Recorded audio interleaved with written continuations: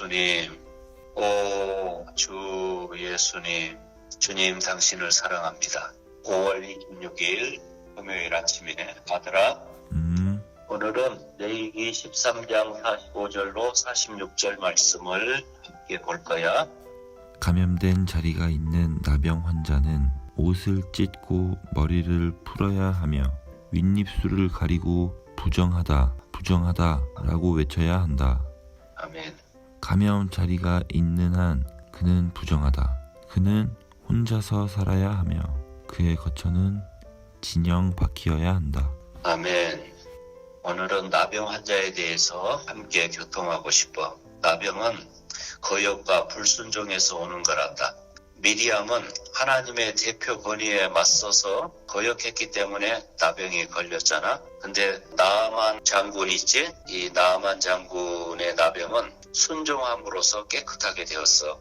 이것을 볼 때 타락한 모든 사람은 그들의 거역 때문에 하나님 보시기에 나병에 걸린 것이야. 나병 환자는 전형적인 죄인을 묘사하는데 나병은 가장 많이 오염시키고 손상을 주는 질병이야. 그러므로 그러한 환자는 하나님과 사람에게서 격리하게 돼 있어. 나병 환자가 깨끗하게 되는 것은 죄인이 다시 회복되어 하나님과 교통하고 또 사람과 교통하게 되는 것을 상징하는 거야. 자아에 대한 이상을 보는 것은 몸과 많은 관계가 있는데 오늘 우리는 주님의 회복 안에 있어. 회복은 결국 이 중요한 문제, 곧 몸의 건축에 이를 것인데 몸의 원수는 자아야. 몸에 대한 가장 큰 문제와 가장 큰 좌절과 반대도 자아란다. 우리에게 자아가 있다면 몸은 없는 거야. 자아는 굉장히 독립적인 것이기 때문에 독립적일 때 우리는 자아 안에 있게 되고 몸은 사라지며 평안은 없어지는 거야. 나병을 정결하게 함에 관한 문제를 다루는데 우리 바깥에 있는 문제와 우리 자신에게 속한 문제에 관련된 서로 다른 두 가지 처리 방식을 매우 분명하게 보여주는 예표야. 성경에서 나병 환자는 항상 타락하고 죄 있는 사람을 상징해. 나병 환자에게 참으로 문제가 되는 것은 외적으로 더럽거나 보기 흉한 것이 아니라 그 안에 있는 질병의 독성이야. 마찬가지로 타락한 죄인들인 우리에게 있는 주된 문제는 사실 외적으로 우리가 제약된 행위를 하는 것이 아니라 사탄의 악한 생명에서 비롯된 죄악된 본성이 우리 안에 있다는 것이야. 그러므로 나병이라는 예표는 하나님 앞에서 우리의 죄 있는 상태를 매우 정확하고 철저하게 묘사해 주는 데 있어. 따라서 레위기에 기록된 대로 나병 환자를 정결하게 하는 방법은 우리가 하나님 앞에서 정결하게 되고 처리받는 길을 예표한단다. 나병 환자를 정결하게 하기 위한 첫 번째 요구사항은 그를 제사장에게 데려가는 것이야. 제사장은 주 예수님을 예표하는데 제사장은 진영 밖으로 나가서 나병 환자를 살펴봐. 왜냐하면 나병 환자는 진영 안에 들어올 수 없고 진영 밖에만 있어야 하기 때문이야. 격리되는 거지. 이것은 우리 죄인들이 하나님께서 그분의 은혜를 나타내시는 곳인 하나님의 백성 가운데로 들어갈 수 없음을 말해줘. 그러나 주 예수님은 우리를 살펴보시려고 밖으로 나오시는 거야.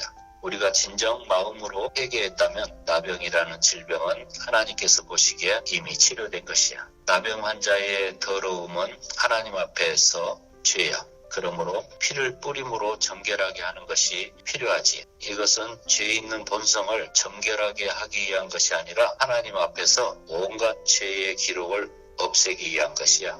그러면 피를 뿌리는 절차는 어떻게 하는지 봐봐. 새 2마리를 준비해. 살아있는 새 2마리. 한 마리는 흐르는 물에 담긴 질그릇 안에 넣어 잡아. 그리고 살아있는 다른 한 마리는 흐르는 물 위에서 잡은 새의 피를 찍어서 발라.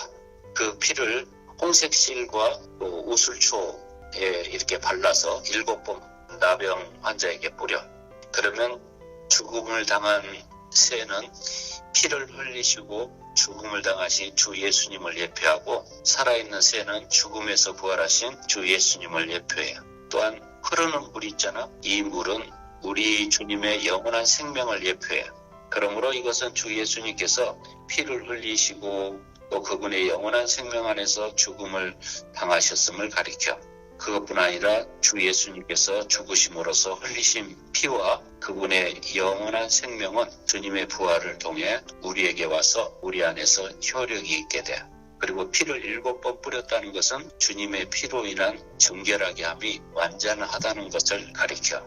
주님의 피는 하나님 앞에서 우리의 온갖 죄의 기록을 없애버릴 수 있고 하나님께서 우리를 기쁘게 받아들일 수 있게 해. 살아있는 새는 피에 찍은 후에 들판에 살려 놓아주는데 이것은 어떤 사람이 자신을 대신한 주 예수님의 죽음을 받아들인 후에 주님의 피가 그에게 효력을 나타내고 주님의 부활 능력이 그 안에 나타나 그를 자유롭게 한다는 것을 의미해.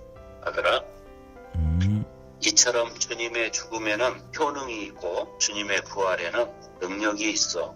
그러니 우리는 순간순간 새 2마리로 예표되신 예수 그리스도의 구속을 적용하면서 살아야 돼. 알겠지?